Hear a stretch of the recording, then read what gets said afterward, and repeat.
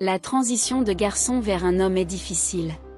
Et il ne s'agit pas d'une question d'âge, parce qu'il n'est pas rare de voir des adultes encore enfants. La société moderne perçoit la masculinité comme un trait toxique, voilà pourquoi les garçons sont de plus en plus féminisés.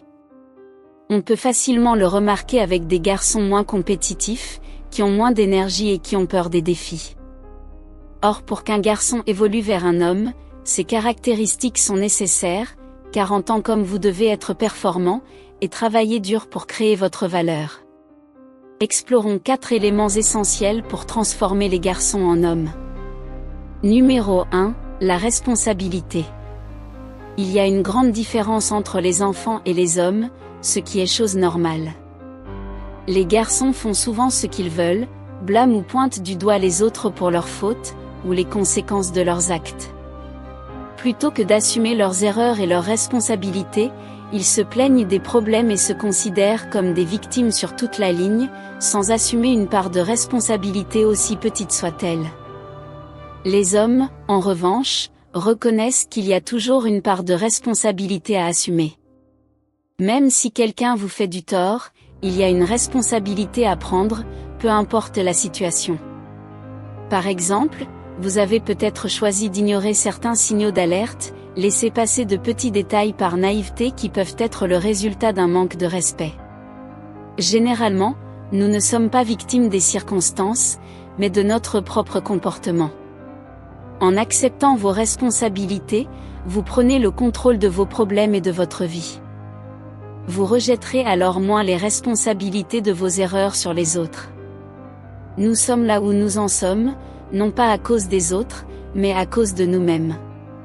Numéro 2, le problème de beaucoup d'hommes. Bien que les jeux vidéo puissent être amusants, ils sont conçus pour exploiter vos désirs profonds en tant qu'hommes. Pourquoi tant de garçons et d'hommes sont-ils accros aux jeux vidéo? Parce qu'ils répondent à des besoins de défis, de compétition, de statut et de conquête. Alors, au lieu de relever des défis réels et gagner de vrais prix, tout cela est réalisé dans un monde virtuel. Ces accomplissements sont illusoires, et en vous perdant dans les jeux vidéo, vous affaiblissez votre ambition et votre énergie vitale dans le monde réel, parce que vous accomplissez dans le monde des jeux, des choses que vous êtes incapable de reproduire une fois que vous redescendez sur Terre. De même, se masturber en regardant du contenu en ligne, est une autre façon de se perdre dans une réalité factice. Cette conquête est fausse. Ce que vous regardez, ce sont d'autres personnes. Vous n'avez pas approché le sexe opposé et vous ne participez pas non plus à l'acte. C'est pas étonnant que comme conséquence, nombreux hommes finissent par souffrir de problèmes d'érection quand ils se retrouvent avec une vraie partenaire. Numéro 3, les actions au lieu des paroles.